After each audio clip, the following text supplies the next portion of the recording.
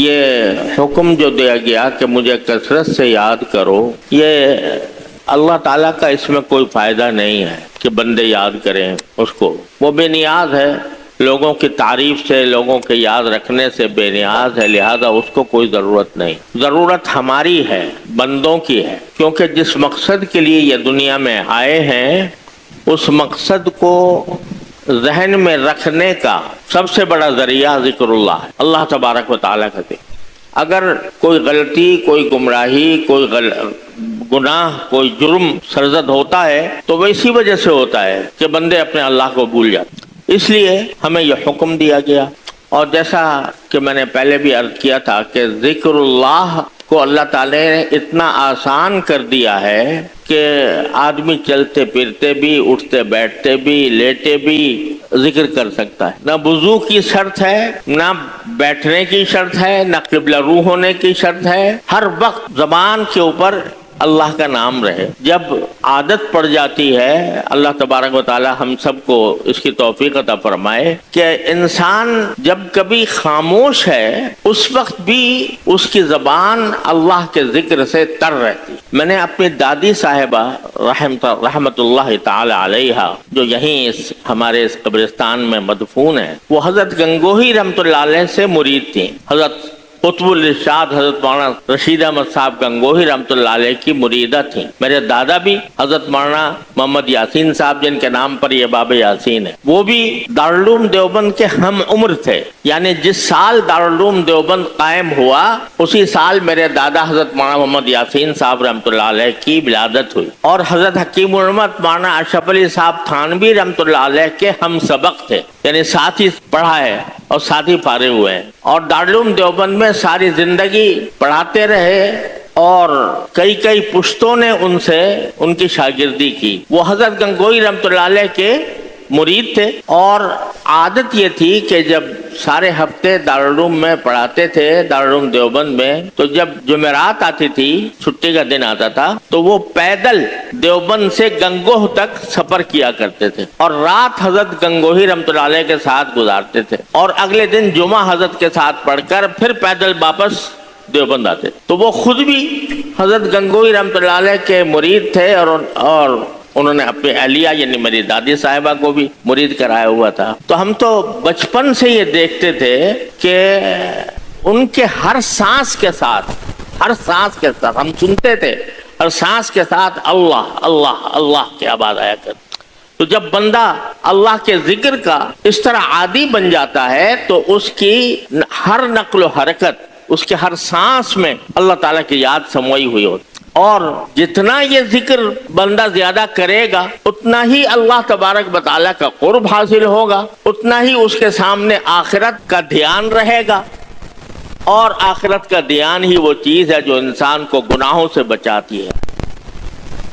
ہے اور جو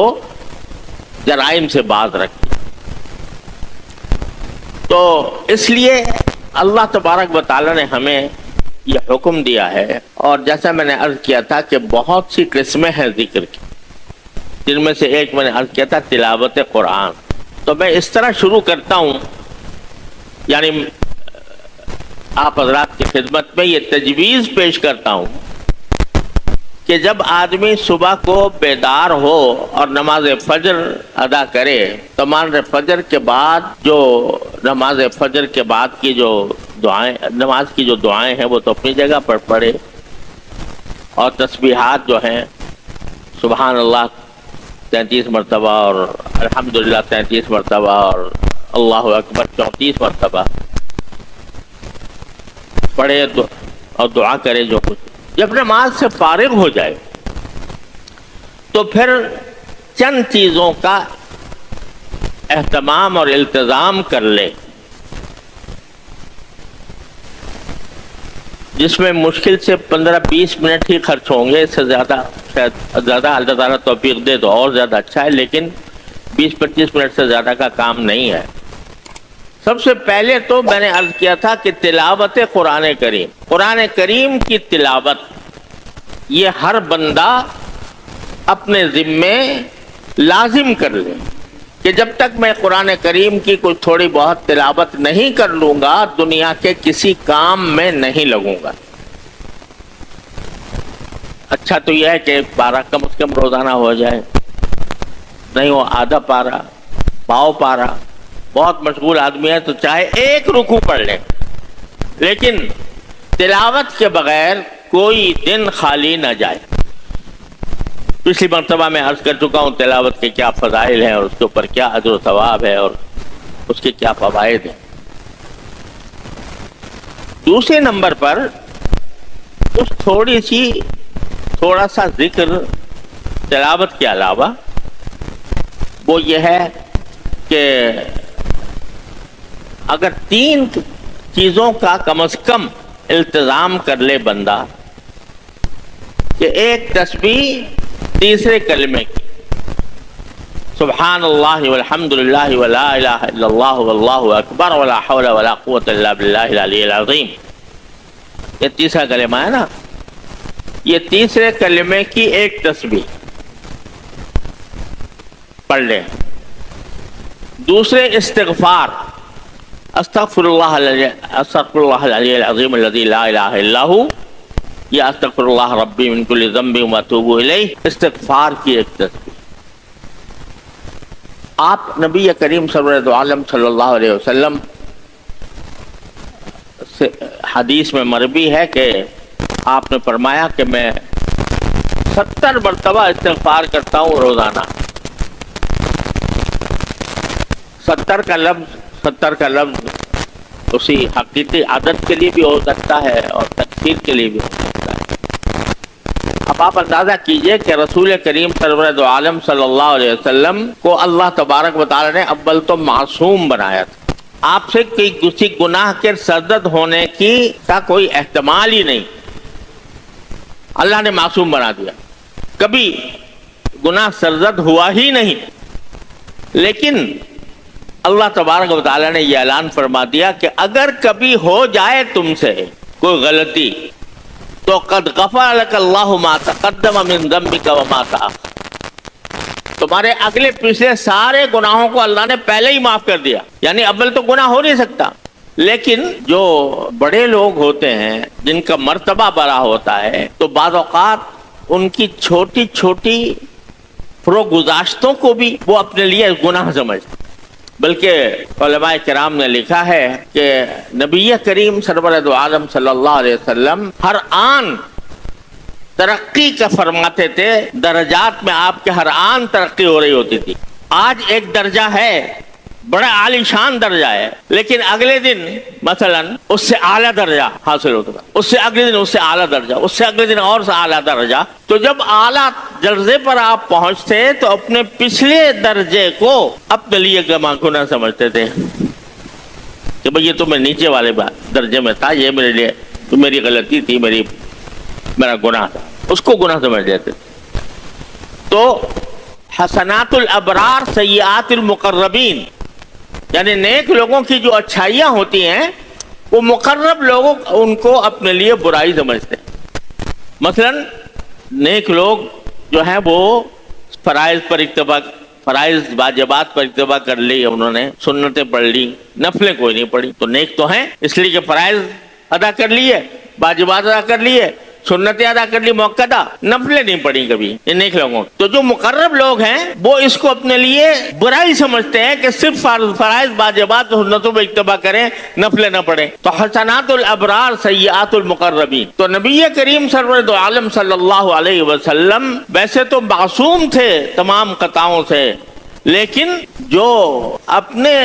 نبوت کے اعلیٰ شان کے مطابق جس کو یہ سمجھتے کہ مجھ سے کوتاہی ہوئی اس پر استغفار فرماتے۔ تو ہم جیسے لوگ جو صبح شام پتہ نہیں کتنے گناہوں میں کتنے آفتوں میں گرفتار رہتے ہیں، ہمارے لیے تو استغفار ایک لازمی چیز ہے۔ تو اس لیے کہتا ہوں کہ ایک تسبیح ہوئی تیسرے کلمے کی، سبحان اللہ والحمد للہ ولا الہ الا اللہ واللہ اکبر ولا حول ولا قوة الا باللہ العلی العظیم۔ ایک تسبیح ہوئی استغفار کی، استغفر اللہ अज़ीम अल्लज़ी ला इलाहा इल्ला हु अस्तग़फिरुल्लाह रब्बी मिन कुल्लि ज़ंबिन व अतूबु इलैह। दोनों में से कोई एक कर ले या दोनों कर ले, एक तस्बीह। और एक तस्बीह दुरूद शरीफ, अल्लाहुम्मा सल्लि अला सय्यिदिना मुहम्मद व अला आलि सय्यिदिना मुहम्मद कमा सल्लैता अला इब्राहीम व अला आलि इब्राहीम इन्नका हमीदुम मजीद। सबसे अफजल दुरूद ये है जो हम तहियात में पढ़ते हैं। यूं तो दुरूद के बहुत से सीगे हैं और उलमाए किराम ने दुरूद शरीफ की सीगे यानी दुरूद शरीफ के मुख्तलिफ कलिमात जमा किए हैं अपनी किताबों में, लेकिन इस पर इत्तेफाक है कि सारे सीगों में सबसे अफजल सीगा दुरूद शरीफ का वो है जो हम नमाज में अत्तहियात में पढ़ते हैं। तो ये दुरूद शरीफ, ये 3 तस्बीहें हो, इनका एहतमाम कर लें। और चौथी बात ये कि उस वक्त अल्लाह तबारक व तआला की बारगाह में ये अर्ज मारूज करे, ये दुआ करे कि या अल्लाह आज का दिन शुरू हो रहा है और अब मैं दुनिया के मुख्तलिफ कामों के लिए निकलूंगा, तो ये मैं एक ऐसे मारखे में दाखिल हो रहा हूँ, ऐसे कारजार में दाखिल हो रहा हूँ जहाँ पर कदम कदम पर नफ्स और शैतान बहकाता है इंसान। तो अल्लाह मैं आपके बारगाह में ये दुआ करता हूँ कि या अल्लाह जब मैं इस कारजार जिंदगी में दाखिल हूँ, जिंदगी के कारोबार में दाखिल हूँ,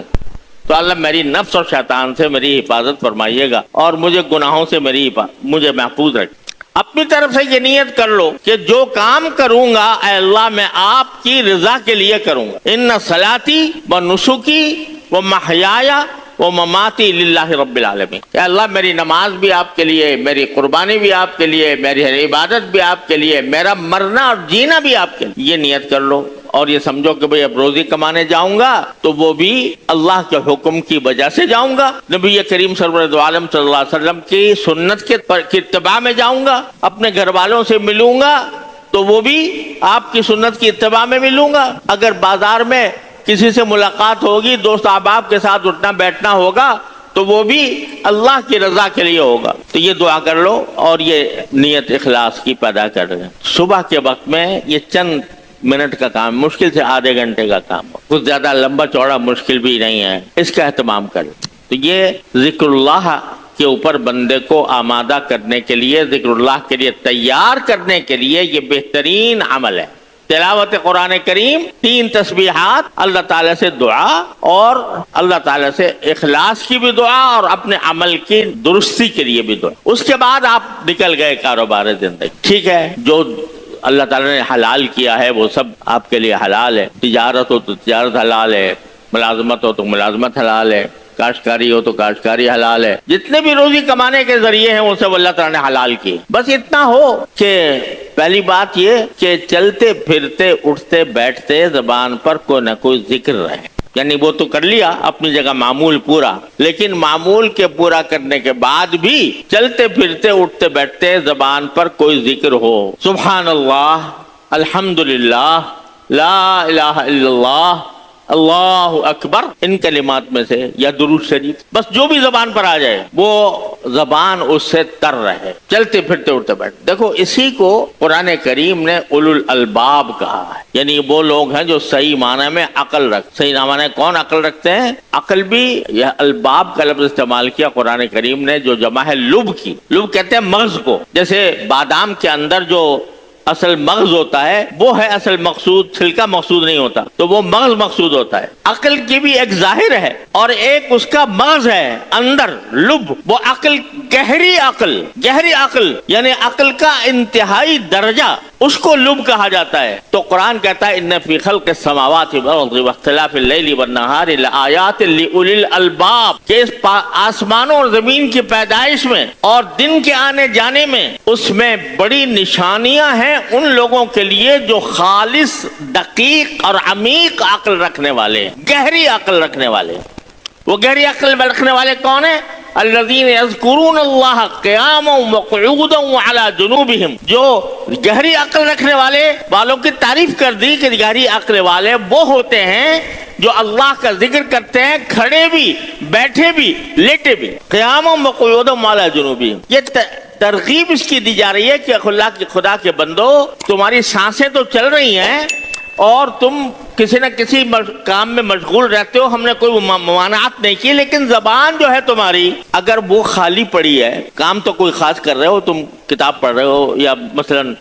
کوئی مزدوری کا کام کر رہے ہو، مثلا کوئی کام محنت کا کر رہے ہو، ملازمت میں کوئی ڈیوٹی لگ گئی ہے وہ کر رہے ہو، خیر ٹھیک ہے، تمہارا سارا جسم اس کام کے اندر مشغول ہے، ہونے دو، جائز ہے تمہارے لیے، لیکن زبان تو خالی پڑی ہے نا، وہ تو ایسی حالت میں بالکل خالی پڑی ہے، اس کو کیوں خالی پڑا رہنے دیتے ہو؟ اس کے ذریعے اپنے واسطے نیکیوں کا ڈھیر لگاؤ، نیکیوں کا ذخیرہ کرو۔ سبحان اللہ ایک کلمہ حدیث میں آتا ہے میزان عمل کو بھر دیتا ہے، تو اس کلمے کی زبان سے ادا کرتے رہو، کیا تکلیف ہے؟ کوئی مشقت نہیں، کوئی خرچہ نہیں، وقت کا بھی خرچہ نہیں، کیونکہ اپنے کام میں لگے ہو۔ دل بیار دست بکار ب دل بیار، ہاتھ تو کام میں لگے ہوئے ہیں اور دل اپنے محبوب کے یاد میں مصروف ہے، تو زبان کو کیوں خالی چھوڑتے ہو؟ زبان کو اللہ کے ذکر سے تر رکھو، چلتے پھرتے اٹھتے بیٹھتے، قیامم وقعودم علی جنوبہم، ایک جگہ نہیں، قرآن نے کئی جگہ یہ کہا ہے، اور ایک جگہ فرمایا فاذکروا اللہ قیاما وقعودا وعلی جنوبکم، کہ اللہ کا ذکر کو کھڑے بھی، بیٹھے بھی اور لیٹے ہوئے بھی۔ زبان کو خالی مت چھوڑو، کیونکہ اگر زبان کو تم نے خالی چھوڑ دیا تو یہ مقولہ مشہور ہے کہ خانہ خالی نہ دیو میں گیرت، جو مکان خالی ہوتا ہے اس پر دیو قبضہ جما لیتا ہے، اس پر جن آ کے قبضہ جما لیتے ہیں خالی مکان پہ۔ لوگ ڈرتے ہیں، جو مکان خالی کافی دنوں سے خالی پڑا ہو تو لوگ اس سے اس واسطے ڈرتے ہیں کہ اس میں تو جنات کا غلبہ ہو گیا ہوگا، جنات کا تسلط ہو گیا ہوگا، اس واسطے کہ خالی پڑا ہے اتنے دن سے۔ تو جو گھر خالی ہوتا ہے اس پر جنات قبضہ